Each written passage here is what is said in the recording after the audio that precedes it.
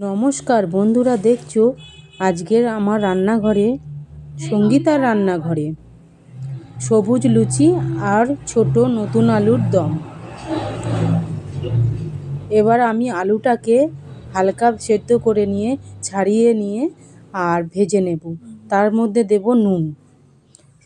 ভাজাটা হয়ে গেছে, এবার আমি ওই আর একটু তেল দিয়ে পেঁয়াজ বাটা দেব। পেঁয়াজ বাটাটা ভাজার পরে দেব একটু রসুন বাটা পরিমাণ মতো।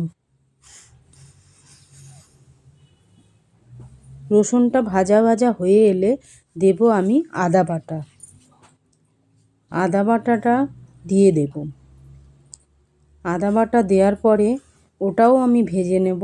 ভেজে নেওয়ার পরে দেব কাঁচা লঙ্কার পেস্ট।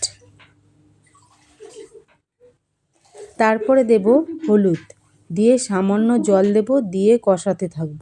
তারপরে দেব গুঁড়ো লঙ্কা, তারপরে দেব জিরে। জিরে দিয়ে কষানোর পরে দিয়ে দিলাম আলু ভাজাটা। আলু ভাজা দিয়ে আমি নাড়াচাড়া করে ভেজে নেব।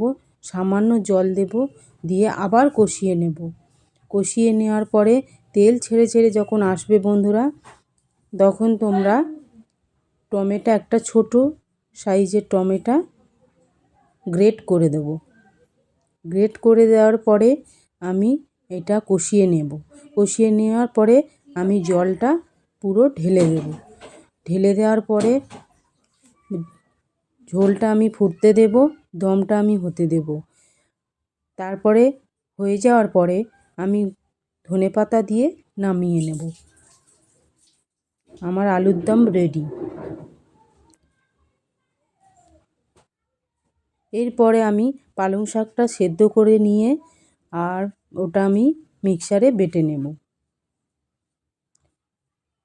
মিক্সারে বাটার পরে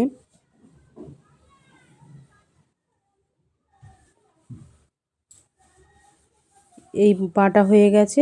এবার এর মধ্যে আমি স্বাদ মতো নুন দেব। যতটা ময়দা নেব তার মতো আমি নুন নেব। তারপর সাদা তেল দিয়ে আমি ময়দাটাকে ভালো করে মাখিয়ে নেব। মাখিয়ে নেওয়ার পরে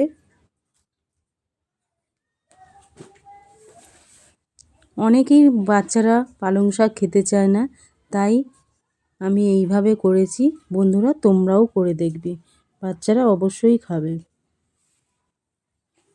মাখা আমার রেডি, ডোটা রেডি হয়ে গেছে। এবার আমি লেচি কেটে নেব।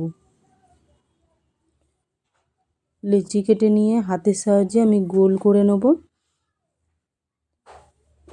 আমার লেচি রেডি। এবার আমি বেলতে শুরু করব। এবার আমি বেলা হয়ে গেলে বেলা হয়ে গেলে আমি লুচিটাকে ভাজতে শুরু করে দেব। কত সুন্দর দেখতে লাগছে বন্ধুরা, দেখো। এই আমার কটা রেডি হয়ে গেছে। তার আগে আমি তেলটা গরম করতে দিয়েছিলাম। এবার আমার লুচিগুলো ফুলছে, দেখো বন্ধুরা। পরপর আমি ভেজে নেব।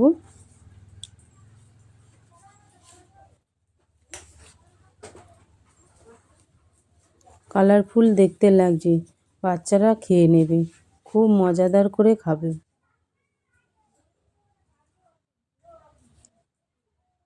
কেউ গেস্ট আসলে এইভাবে করে দিতে পারো, তাও ভালো লাগবে।